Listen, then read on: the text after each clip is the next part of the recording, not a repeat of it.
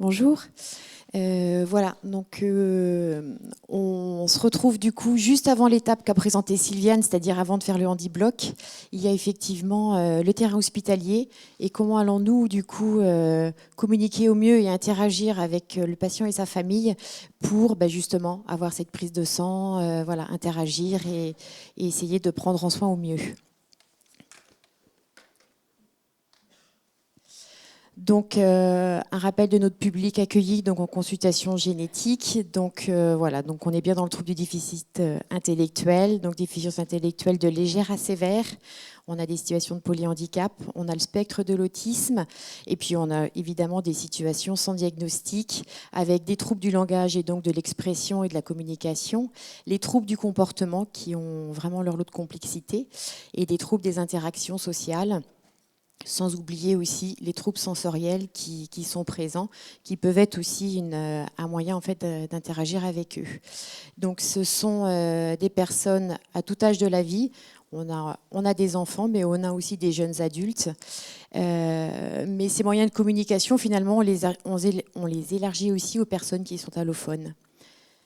Donc, on a bien effectivement le patient avec son fonctionnement, ses habitudes de vie, avec son entourage. Il va y avoir du coup un temps de découverte pour lui de l'environnement, avec une temporalité en fait quand il vient dans le service, parce que souvent il vient voir le médecin, avec un temps de consultation, quelquefois un temps d'attente. Après, ça va être notre tour, nous les infirmières. Et voilà, donc c'est pas facile pour ces familles de gérer ce temps, avec des impacts sur la communication.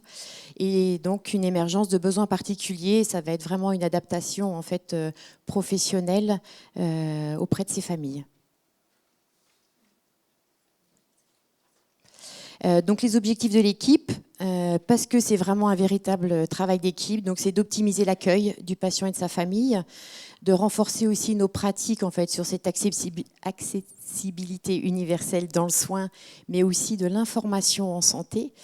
Voilà, et ce qui rejoint aussi du coup l'autodétermination du patient en fait et de leur accompagnant. Faciliter du coup ces interactions, bien se comprendre, essayer de communiquer au mieux, de réduire les échecs de bilan sanguin, puisque on sait que c'est important aussi pour vous, et donc de contribuer aussi à cette amélioration du parcours de soins, parce qu'on sait que des mauvaises expériences sont des mauvais souvenirs, et que l'importance de ce moment de qualité va aussi contribuer à un meilleur retour aussi pour une prochaine fois en milieu hospitalier. Donc parmi les exemples qu'on souhaitait vous partager, on les a découpés en 4 axes, on va dire. Donc il y a l'accueil du patient avec effectivement une approche autour de la formation du S3A, qu'on va décliner un petit peu plus après. On a le trombinoscope de l'équipe qui est imagé, comme vous l'imaginez. L'adaptation de la convocation à l'hôpital. Et puis, on a aussi notamment l'aménagement d'un espace Snows-Hélène. Parmi d'autres outils de communication, il y a des lieux un peu stratégiques qu'on essaye d'optimiser et d'explorer au maximum sur la salle d'attente, notamment avec le téléviseur et puis des explications vidéo diverses et variées, notamment autour de la génétique, les fiches santé BD, des tableaux de langage assistés dans le giron de la communication alternative augmentée. On parlera un petit peu aussi de la valisette C3A. Voilà. Et puis, on a aussi une formation qui a été suivie par une des IDE du service, une des infirmières, sur le prendre en soin des personnes sourdes et malentendantes. Dans le cadre en fait de la prise en soin, donc l'hypnodistraction a toute son importance, donc pareil à l'aide d'une formation, les tablettes, les livres-jeux, un chariot aussi, Snows-Hélène qu'on a eu récemment, l'utilisation du méopa bien sûr, et puis voilà, l'institution aussi de mise en place de consultations blanches. Si le jeune vient et qu'on n'arrive pas à faire la prise de sang, ce n'est pas un échec. C'est important aussi à le faire communiquer aux familles, c'est que c'est un tremplin pour pouvoir réussir une prochaine fois. Et en général, ça, c'est prouvé en fait quand ils reviennent les fois suivantes, on y arrive en fait. Et comme je vous disais tout à l'heure, donc c'est posture professionnelle, donc c'est aussi réfléchir en équipe sur ce qui n'a pas fonctionné pour pouvoir mieux réussir après. Donc voilà, l'illustration un peu. Donc sur votre gauche, donc le chariot qui est prénommé Alex, voilà, avec l'équipe, donc avec une ambiance voilà, décontractante qui sert du coup pour tout le plateau des consultations, même en chirurgie pour les pansements. Et puis avant ça, on a eu sur votre droite la salle Snows-Hélène, en fait, qui a été voilà, accordée par un financement des blouses roses, parce que on s'est retrouvé une situation où un jeune, pour le limiter dans ses troubles du comportement, le seul moyen de l'isoler, c'était notre local poubelle, et on s'est dit qu'on ne pouvait pas en rester là. Donc voilà, d'où cette salle, et ça permet voilà, cette gestion du temps et d'attente qu'on espère améliorer par cette salle. Les outils de communication, donc on a parlé des fiches santé BD, c'est toujours bon de le dire et de les rappeler, même pour moi soignante, on en parle, mais c'est toujours bien d'y aller, il y en a plus de 200, voilà, hein, c'est vraiment sur les prises de sang, mais sur les radiologies, sur la prévention, sur la maltraitance, sur voilà, les gynécos, donc on a tout un panel qui est marqué ici. On peut les imprimer facilement, on peut les personnaliser, filles, garçons. Là, effectivement, il y a les particularités handicap, mais il y a aussi la particularité autisme, avec du facile à lire et à comprendre. Et elle est détaillée voilà, un peu plus ici. Donc, c'est très séquencé, c'est très précis. Et voilà, donc ça m'est arrivé pour une famille d'origine turque où pour la prise de sang, j'ai fait des captures d'images. Voilà, pour expliquer à l'enfant, voilà, il va y avoir ça pour la famille aussi, pour qu'il puisse réexpliquer avec des soutiens. Du coup, les images en fait sont très parlantes aussi, donc c'est vraiment à diffuser, à mettre dans les favoris. Donc la valisette C3A, pour vous en parler un petit peu, et puis vous pourrez aller sur le stand aussi de la filière qui est présent avec quelques outils très concrets. C'est un outil qui a été maintenant diffusé un peu partout en fait sur les équipes, les centres, et puis maintenant accessible en ligne en fait en téléchargement gratuitement. Donc vous pouvez aussi le communiquer auprès de professionnels de santé en libéral, mais aussi dans les établissements médico-sociaux, parce que Sonia à l'instant elle parlait de l'habituation aux soins. Ça se joue aussi en amont en fait de la venue à l'hôpital, et bien souvent, enfin quand même il y a beaucoup d'efforts en fait de fait.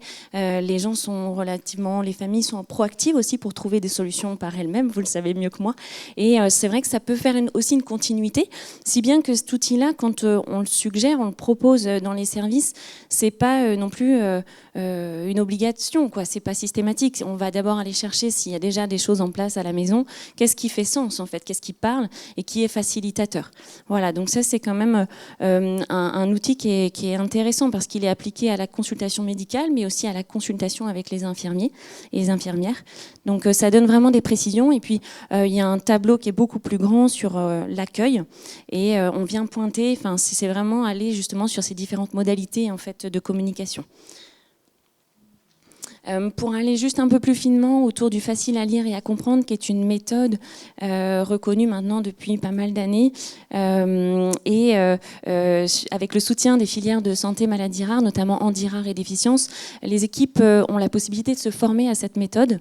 Maintenant, on est un bon groupe, hein, et moi je me suis formée en 2021, et à l'issue de ça, les filières ont souhaité maintenir la dynamique pour qu'on puisse se voir régulièrement, et on s'est fixé un calendrier de travail par semestre avec des thématiques qu'on choisit en fonction de nos besoins en fait de centre, hein, parce que l'idée c'est que ce soit utile en fait à tous et que derrière on puisse les appliquer au quotidien en fait dans nos différentes activités. Donc là vous pourrez voir aussi hein, précisément, on a juste mis un petit visuel sur l'information au consentement aux examens par exemple pendant la grossesse, mais il y a les examens génétiques, voilà, je vous en ai listé quelques-uns. Il y a le kit de convocation aussi qu'on a essayé pas mal d'infuser en fait au niveau du CHU là, de Rennes, avec un soutien en interne pour lever le frein de l'informatisation et des logiciels métiers. pour nos secrétaires. Et c'est vrai qu'on a réussi à gravir une marche là-dessus. Donc on progresse, mais il y a cet indicateur qui est intéressant, je trouve, puisqu'on va plus vers maintenant la confirmation de rendez-vous et non plus la convocation, qui dans notre expérimentation aussi a révélé que rien que le mot convocation pouvait être aussi très anxiogène en fait, associé à une démarche plutôt de tribunal, etc. Et qui déjà ne mettait pas un climat favorable en fait à aller vers les soins.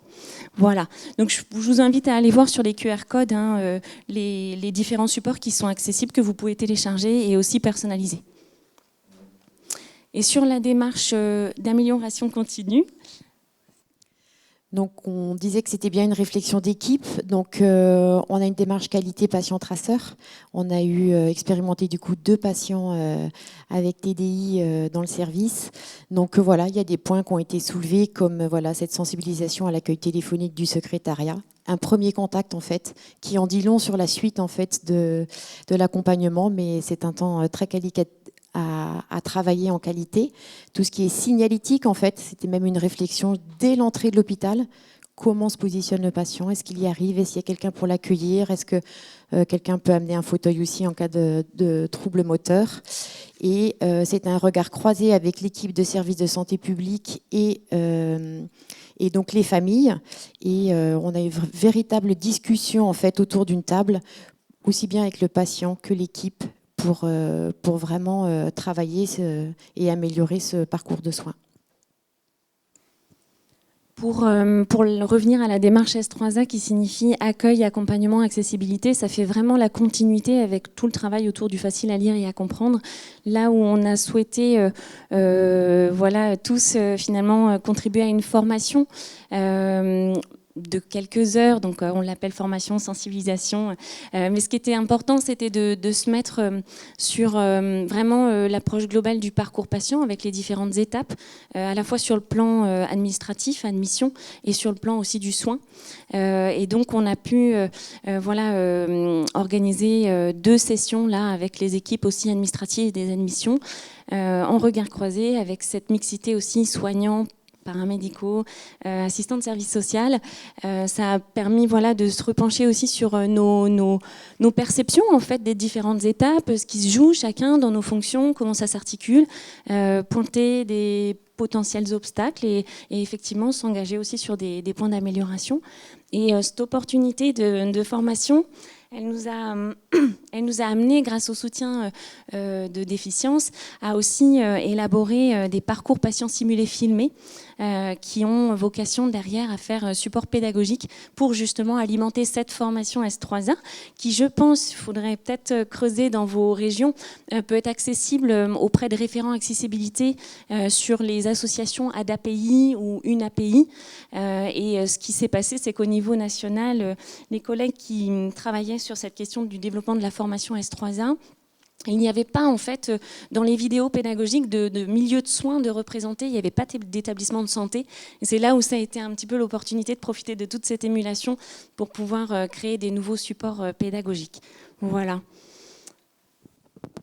Et enfin, en éducation thérapeutique, parce que dans le service de génétique, voilà, grâce à la filière Handirard, on fait 2 journées par an d'éducation thérapeutique auprès des jeunes avec déficience intellectuelle légère.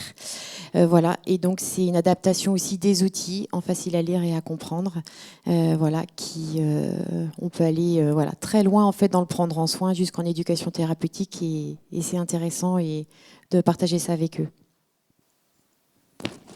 Et on l'a bien vu, je pense qu'on va dans le même sillon que ce que disait Sylviane tout à l'heure. Agir pour augmenter la participation sociale du patient, on en est là.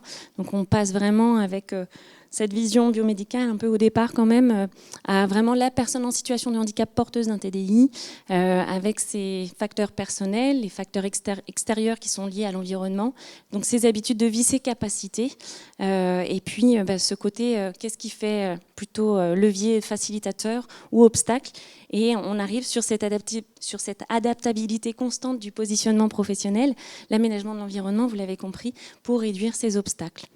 Je ne sais pas si on a le temps pour cette petite vidéo, mais en tout cas, juste pour vous dire que jusque dans l'espace, on peut appliquer les outils de communication alternative et augmentée.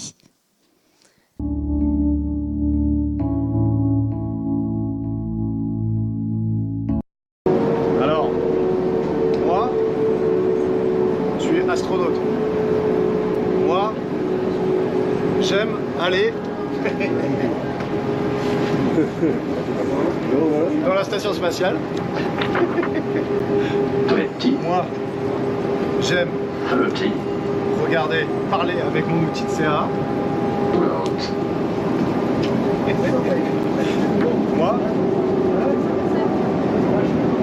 j'aime voler sur la station spatiale. Moi, je veux encore voler dans l'espace.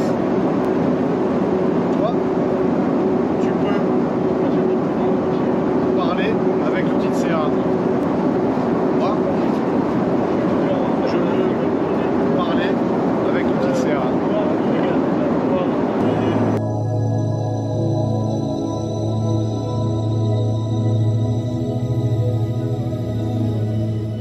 Terminer le topo là-dessus, simplement quelques petites données qui peuvent être utiles en fait pour aller creuser sur les différentes questions et le modèle de développement humain là sur le processus de production du handicap qui peut être assez nourrissant autour de ces questions. Voilà, merci. Merci.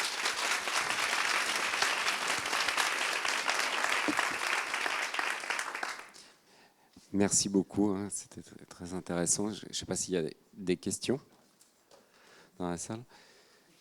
Juste, peut-être que, je ne sais pas, mais il y a des notions qui dépassent les personnes de situation de handicap, hein, mieux accueillir, mieux orienter l'ensemble des patients qui viennent dans les structures hospitalières. C'est vrai que je ne sais pas s'il y a... Si le handicap, enfin ces mises en situation particulière, ne peuvent pas servir aussi à améliorer pour les patients sans handicap, parce que les notions d'environnement, comment on est chez soi pour pouvoir suivre un traitement, etc. Enfin, je me demande s'il y a une projection qui est... Oui, je pense que ça va rejoindre effectivement ça. Ce qu'il y a aussi à travers l'accueil du handicap, c'est nos représentations à nous soignantes. Il ne faut pas les nier non plus, c'est-à-dire que ce n'est pas naturel non plus pour un soignant d'approcher une personne avec un handicap. Et il faut aussi avoir cette honnêteté envers nous-mêmes et en équipe pour pouvoir aussi le travailler et y réfléchir.